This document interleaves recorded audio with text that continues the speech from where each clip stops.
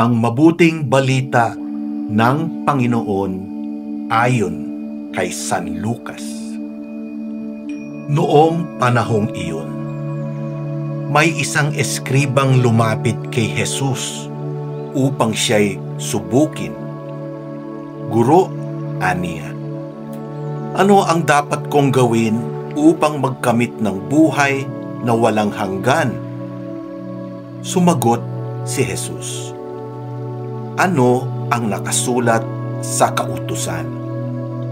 Tumugon siya, ibigin mo ang Panginoon mong Diyos ng buong puso, ng buong kaluluwa, ng buong lakas, at ng buong pag-iisip. At ibigin mo ang iyong kapwa gaya ng iyong sarili. Tama ang sagot mo, wika ni Jesus. Gawin mo yan at mabubuhay ka. Tinanong niya uli si Jesus, sino naman ang aking kapwa? Sumagot si Jesus, may isang taong naglalakbay buhat sa Jerusalem, patungong Jericho. Hinarang siya ng mga tulisan, kinuha pati damit sa katawan, binugbog at halos patay na ng iwan.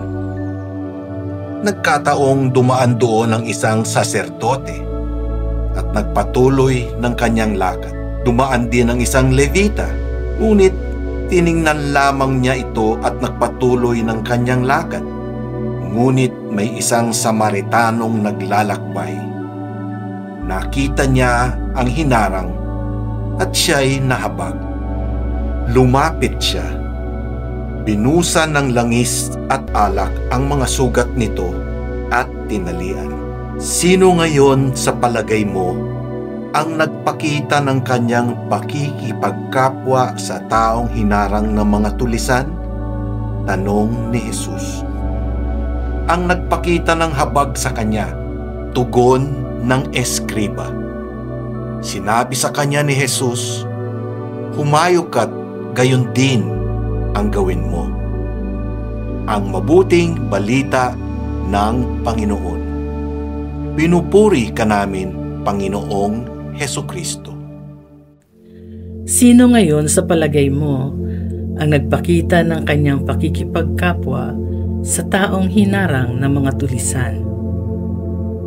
Sa pagtatanong ng eskriba kung sino ang aking kapwa, sinagot siya ni Jesus sa pamamagitan ng isang talinghaga at ng isang tanong. Inanyayahan siya ni Jesus na pagnilayan ang sarili niyang katanungan. Sa gayon, nakapasok siya sa pananaw ng Diyos nang walang pwersahan. Nag-anyaya ng paghahambing ang talinhaga kung paano tumugon ang saserdote, ang Levita at ang Samaritano. Itunuturing ng mga lingkod ng Diyos ang dalawang nauna, samantalang mababa, marumi at di karapat-dapat ang huli. Mahuhulaan natin ang takbo ng isip ng mga tauhan.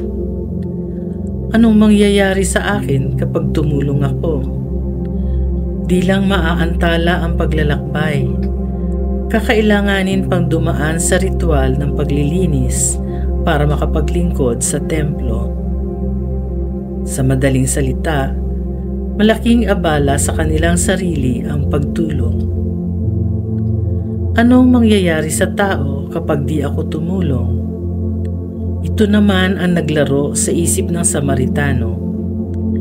Hindi sarili ang inisip, kundi ang kapwang nangangailangan. Nagkwento si Jesus. Nakinig ang eskriba. Nagtanong si Jesus. Nagnilay ang eskriba. Nahayag ang tunay na pakikipagkapwa-tao. Naisakatuparan pa ni Jesus ang tunay na pakikipagkapwa. Kumusta ang ugnayan mo sa mga taong nakapaligid sa iyo? Gaano kakalayo o kalapit sa halimbawa ng mabuting Samaritano, sa halimbawa ni Kristo